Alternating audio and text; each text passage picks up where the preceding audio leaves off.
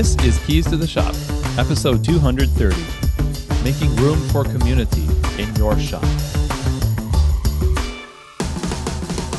Well, hey everybody, and welcome to another episode of Keys to the Shop, where we give you insights, inspiration, and the tools you need to grow as a coffee service professional. My name is Chris DeFirio. I'm your host for the show. Thank you so very much for joining me today. That's a lot of muches. I'm really thankful for you. So what can I say? I would encourage you to subscribe to Keys to the Shop if you haven't already. I know that I listen to podcasts sometimes and I don't subscribe to them. And it's harder for me to get those episodes that are newest, but it's a lot easier if I am subscribed. And I don't know why I forget to subscribe to shows that I like, but if you like Keys to the Shop, two things. One, you'll never be without an updated list of episodes. Two, it actually really helps the podcast grow because more people can find the podcast when they're searching for coffee or coffee bars and other topics related to that in the different podcast players and platforms. So subscribe. That's awesome. And another way to help this show grow is to share these episodes. You can link to a lot of these episodes, even in your barista manuals. A lot of barista manuals now are digital.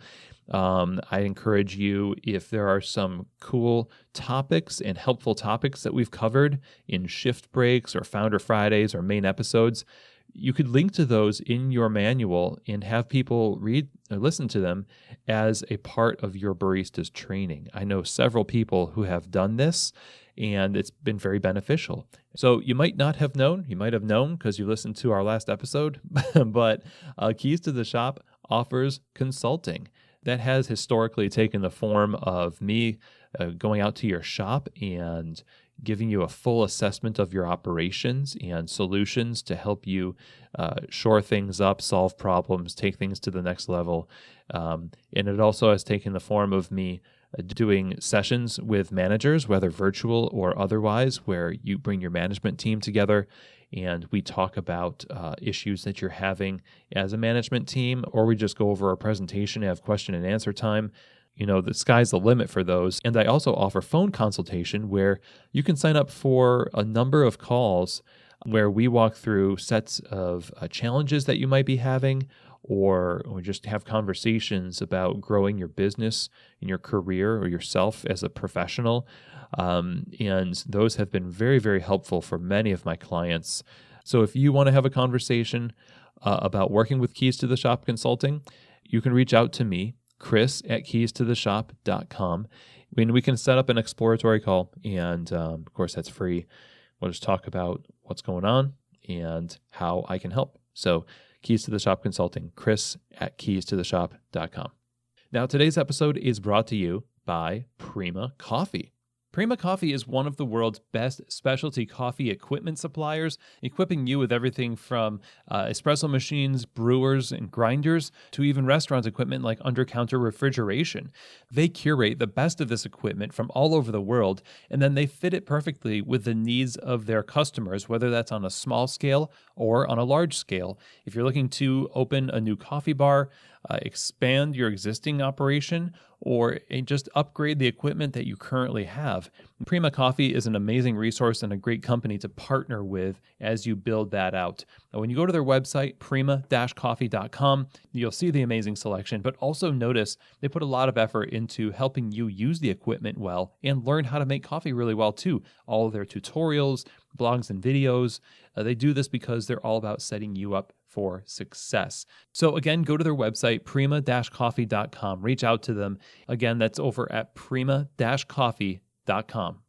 This episode is also brought to you by the amazing Barista series from Pacific. If you're looking for the best plant-based performance beverage out there, then the Barista series is exactly what you need. Developed for professional baristas and with an enormous amount of feedback from the professional barista community, each one of the beverages in the Pacific Barista series line, whether that's oat, soy, hemp, almond, rice, coconut, you're going to find that that beverage truly performs on the bar. It stands up to the heat from steaming, produces amazing latte art ready texture, and it also keeps the flavor balance of the final beverage focused on the coffee, which is super important as a coffee shop. You want something like that. So I think you and your customers are really going to love this product. And you should try it in your shop. Go to pacificfoodservice.com to find out more information. Just click the link in the show notes here for this episode and find out for yourself why the Barista Series is the preferred choice of professionals all over the world. Go visit them again at pacificfoodservice.com. So today's episode is not necessarily a episode about the interworkings of coffee shops, although we'll get to that. It is about what we do. It's about why we do it. It's about looking at your work as something more than just a coffee shop and something that fulfills a greater purpose in society than simply making money. And personally, I think that coffee shops have a certain quality to them that other businesses don't have, that quality being community. We talk about third spaces. Coffee shops are very unique in this respect because there are so many different opportunities for the community to overlay their own interpretations and meanings and lives on top of the platform of a coffee shop. And in recent years, I think more of that perspective, like more of that idea of opportunity for people to overlay their own selves and experiences and whatnot over the platform of the coffee shop has actually diminished as we've niched down. As a society, we've created a very tight structure for how coffee is enjoyed and how our coffee bars are enjoyed. And I believe a lot of it is well-meaning. A lot of it is we just really, really want people to enjoy our coffee.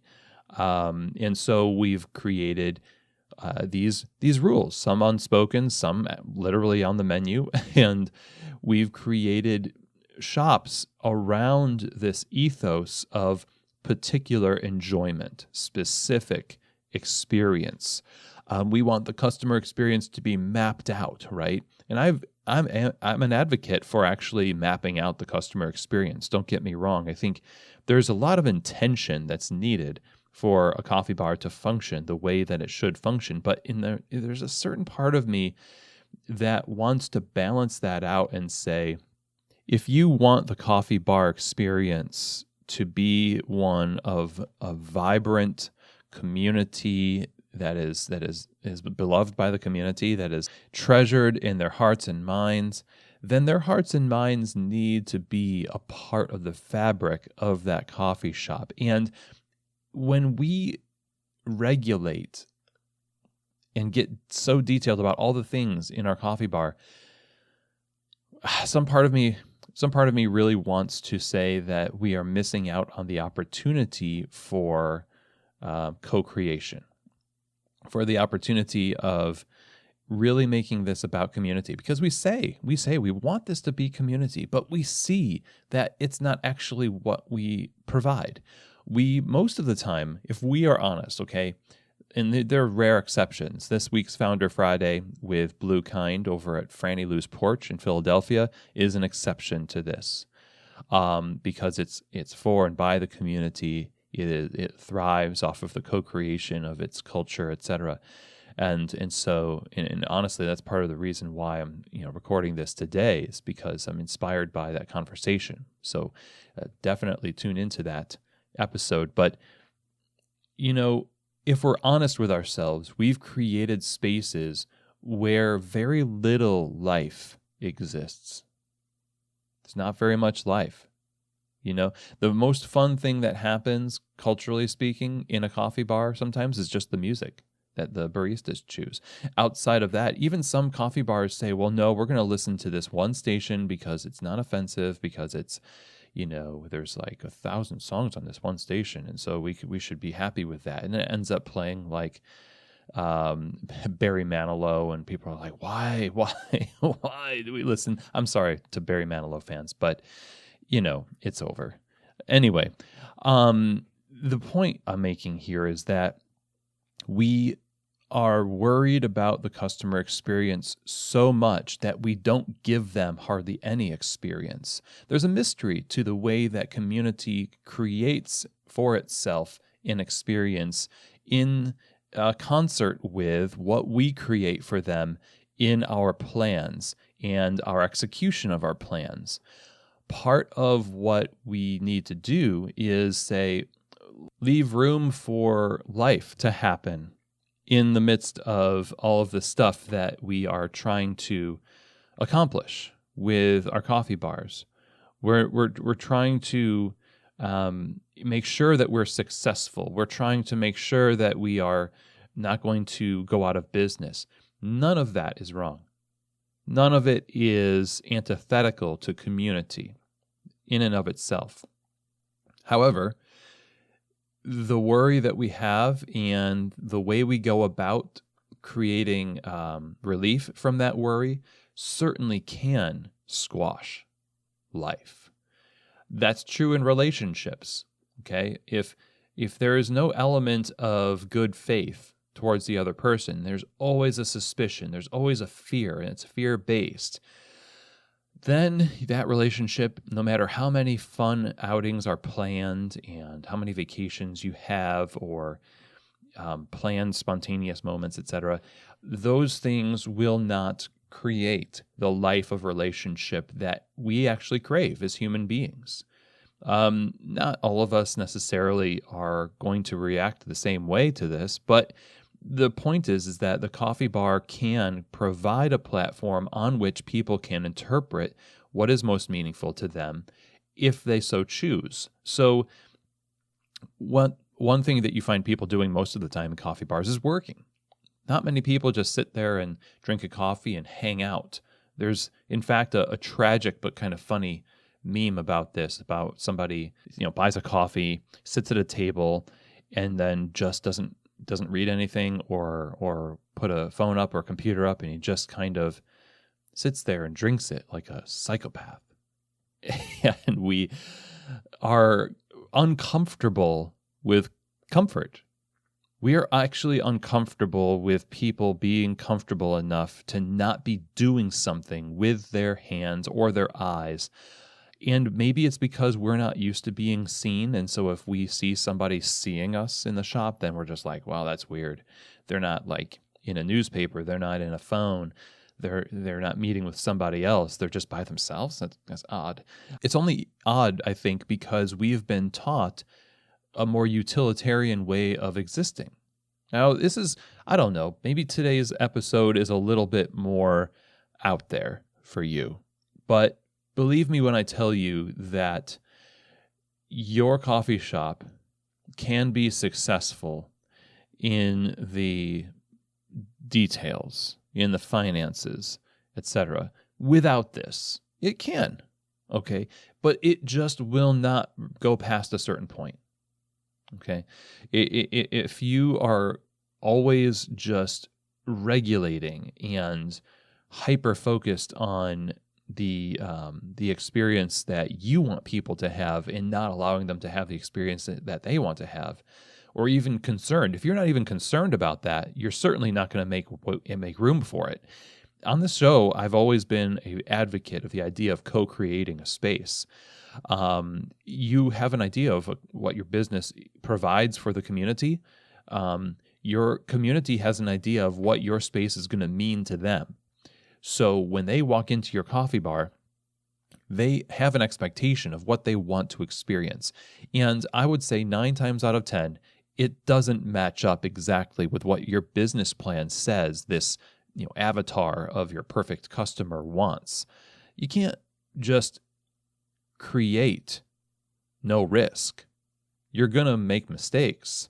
Some people it's not going to be for them necessarily because, I'm not trying to say that your coffee bar, if executed well, will allow everybody to love it the way they want to love it. That's not what I'm saying. What I am saying, though, is that part of the conversation you need to be having with yourself and your business is, what should you be? What does the community want this to be?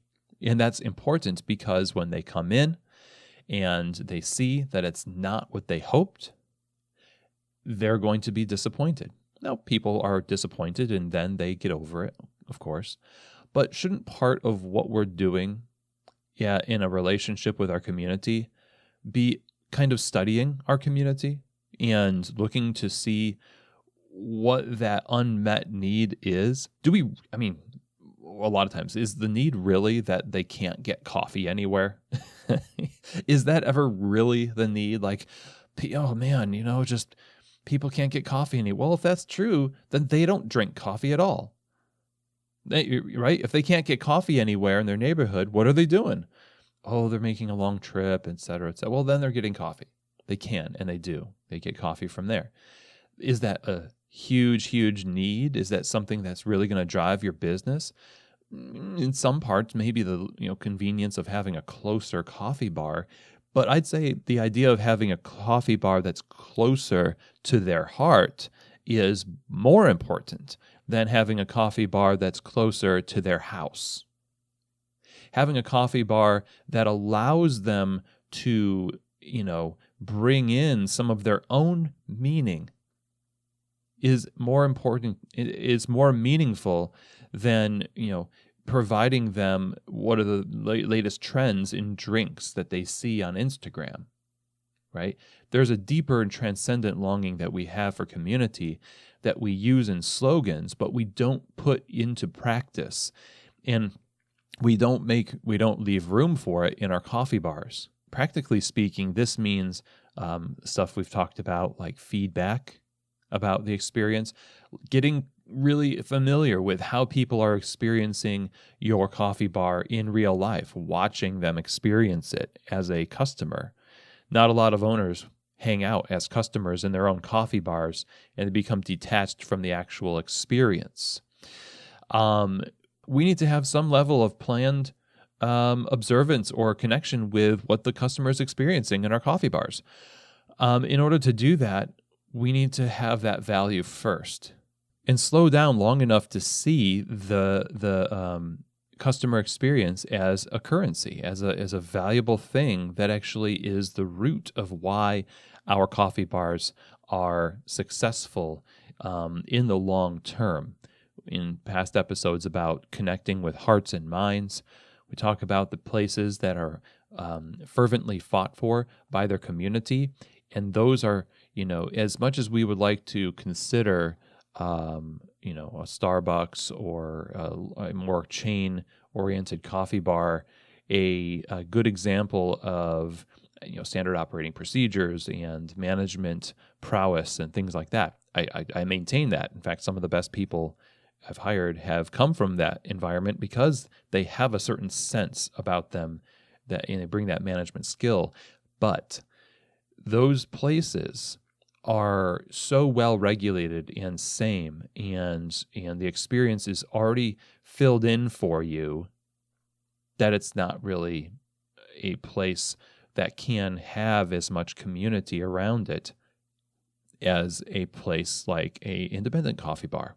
I think we kind of intuitively know this when the experience is so tight, when it's so well regulated, when everything is just like down to the fine detail.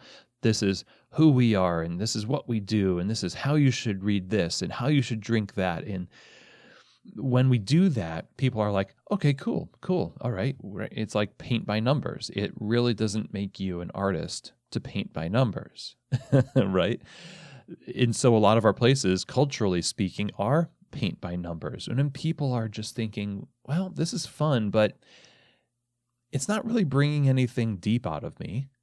Like, I know what to experience. I feel like I've been on a ride a little bit, but it doesn't touch on that deeper part of connection in community. Because seamless, smooth experiences are not what make amazing relationships. Sometimes some resistance is necessary, and then an overcoming of that resistance, right? An opportunity to make things better, an opportunity to grow. So when you grow with your community, instead of just introducing them to the fully formed, well-executed military precision version of your plan, you give room for your community to put their fingerprint on it, and then it is forever theirs. Okay? And, you've put your fingerprint on it for sure. You don't have to worry about that. You don't have to worry about the idea that, this is not so, authentically me. Well, the thing is that it's a little bit, what is the word? Megalomaniacal to think that your entire operation has to be your DNA necessarily. And it's like, you need to be you, but your business doesn't need to be you. In fact, that's a terrible idea. No, unless people, your mom loves you. Okay, that's great. But not everybody's going to love everything about you. And if your mom's honest, she doesn't love everything about you as well. Okay, there are things that frustrate her about you too. But the thing is, people do try to control every aspect of their business and say, well, this is basically like it's my vision and my interpretation. And so down to the napkins we use and the music we play and, back to that idea of, wow, this place has got it all together. They don't need me. And it's a kind of a surface level experience. It's pretty cool.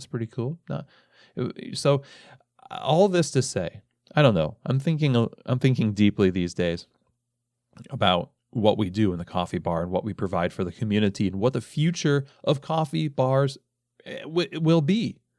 What is it? Especially in the midst of COVID and this kind of duality of existence that we're experiencing right now. We're experiencing both a desire to do well by our community by being safe and being distant, but we're also experiencing a desire to be community by being close and gathering. It's a strange time, and it's a time where we can examine deeper meanings of what we're doing. The incredible amount of energy and life that we dedicate towards building our coffee bars should be rooted in something deeper. The survival of a coffee bar, I think, is going to be dependent on how it has connected with and continues to connect with its community. And whether or not we create space for the community in our coffee bar is up to us. When we experience coffee bars that are completely missing the mark of their community, we're talking about gentrification. We talk about, you open a coffee bar that is pretty much going to just attract white affluent people, and it's in a neighborhood where there are mostly lower income people of color in that neighborhood. It is an incredible missing of the mark. We, in fact, most of the time don't examine what the community wants from that space. And so we don't really connect with that community very well. And we import another community to it, right? So we shouldn't feel victory when we do that. We should feel that's a bit of a cheating. That's kind of like cheating. You've imported your community. Now it's basically like you've bought Instagram followers, but in real life, right? And of course, in this conversation, you have to address the elephant in the room, of course, that your coffee bar and the people who work in it, if you're not hiring from within your community, then you're doing that same thing. You're importing from outside the community, so you're distancing yourself even more from that community. A place that does a really good job of hiring from the community is run by Phil Sitka. There's Kusanya Cafe in Chicago. I'll link to that in the show notes here. But yeah, of course, wouldn't you want to see your community working in the coffee shop? And especially, just think about it from a business perspective. If you want justification for this, beyond just the inherent rightness of it, you look at the people who work at your shop. Their friends and family are going to come to your shop. There's a familiar face when they walk in. Okay. The people in that community see that, one of their own community members is making coffee and providing a great experience. Of course, you're going to come in. And most coffee shops know this is true. They just take it for granted that this is true because they hire the friends of their baristas, and the baristas' friends come in. And when one of your baristas leaves, their friends tend to leave with them. So we inherently know that this is the case. So let's make sure that not only are we connecting with our community in word, but also in deed. We can't fabricate community, because what it does is it institutionalizes cognitive dissonance as a value. So we believe it. We believe the community really wants this because we're busy, but you're not looking at who is in your actual coffee shop. Is it the people in the neighborhood, or is it the people that have never been to that neighborhood, but now that there's a coffee shop, they're going to make a detour? We would be much better off if you and everyone else that wanted to open a coffee bar first examined the community, the need. The business plans were developed with the idea that there's going to be a certain percentage of this space dedicated to being rather unfinished. Who knows what it's going to become? We don't know. It's like children. I have an idea of what my son's temperament is, and I live with him every day. But I have no idea what the 25-year-old version of my now almost 7-year-old son is going to be. But I know that if I try my best to make him what I want him to be, down to frightening detail, that I am going to completely suffocate him. I'm going to basically just hold him back from blooming as a person. And that's a good test. When you look at your coffee bar, do you see your community blooming? Do you see people thriving and joyful? Do you see the voluntary expression of thankfulness and gratefulness and joy overflowing to your staff and yourself and the business online and in person? If not, then you're missing something. What is it?